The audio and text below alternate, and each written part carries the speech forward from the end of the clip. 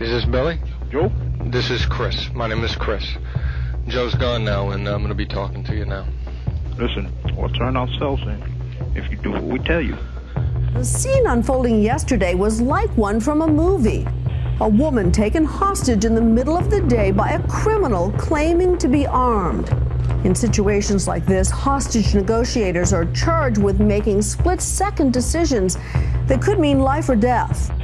Negotiators are working around the clock to help secure her release. A tense hostage crisis that is now entering its fourth night. Tonight, the deadline for her execution has passed. With us now to help break down the investigation, retired FBI Special Agent Hostage Negotiator Christopher Voss. He is a former FBI lead international kidnapping negotiator. He is very much informed on these matters. Chris, I wanted to go to you with things I heard in that press conference just moments ago.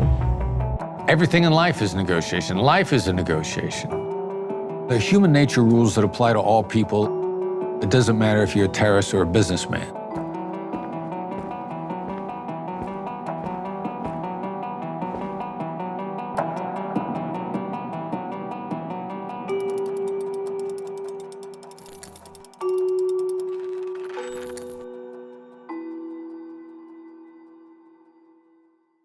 You're in negotiations all day long.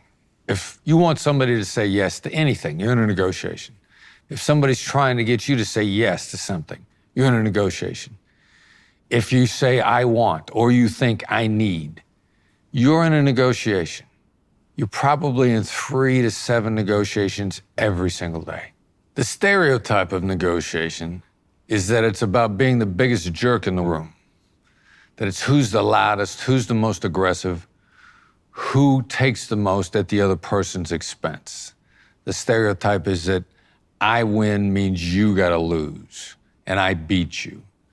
That is not the case. Great negotiation is about great collaboration. It's about several people faced with different aspects of the same problem. The adversary is not the person across the table. The adversary is a situation. The person across the table is a counterpart that's struggling with some aspect of the same problem that you are. You work with them and solve that problem together, and you're both better off. In my class, I'm gonna give you all of the strategies and tactics that I developed as one of the top hostage negotiators in the world. You're gonna learn everything from bargaining to reading body language and speech patterns to the neuroscience that can literally bend people's reality.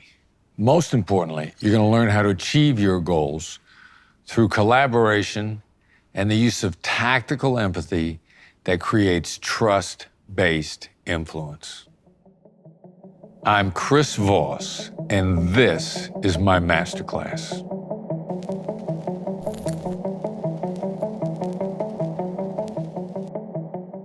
Empathy is becoming completely aware of the other side's perspective, their point of view, their take on things, how they see it, and what they feel. It's not agreement in any way. It's not compassion. It's not sympathy. Let's tactically take what we know to be the case and apply it in our interactions. You know, there are human nature rules that apply to all people. It doesn't matter if you're a terrorist or a businessman. And if you can really get at what's driving someone, you can change their outlook and you can change their decision-making. You have to understand what their rules are. I have to understand what your rules are, and I have to respect those. I don't necessarily have to adopt those rules, but I've got to understand and respect what they are. The clock is ticking in Iraq for kidnapped American journalist Jill Carroll. This morning, new video of Carroll was aired on Al Jazeera television. It showed Carroll surrounded by armed men. Her captors threatened to kill her tomorrow if their demands are not met. The Jill Carroll case really helped me understand the psychology of what's at stake in a negotiation. You know, what are they really bargaining for? What are they really after? Who are they really trying to talk to? Jill Carroll is a journalist working in Iraq shortly after the end of, quote, the end of the Second Iraq War. So she's on her way to interview an official, and she's kidnapped. And she was taken by what appeared to be Al-Qaeda. And Al-Qaeda at the time was in the business of kidnapping people, putting videotapes of them on the internet, threatening their lives, and then shortly thereafter cutting off their heads. So this happens. She disappears, and shortly thereafter they put a video of her. They have 3 people standing around her, 3 men. They're masked. 2 of them are holding rifles. One of them is holding what appears to be a book. She's seated on the floor in front of them, and her hair's uncovered. So they had orchestrated a video of her that made her look like she'd been judged by an appropriate authority, and therefore was acceptable to execute her for her crimes, for her sins. What is the commodity at stake? What are they really negotiating for? They're trying to show themselves as a legitimate authority that can pass sentence on people and execute them like any other legitimate authority. That's what that video was about. So we needed to approach it from that level. And what were their rules that they violated? You know, I can live by your rules, can you? Well, let's see if we can turn your rules against you.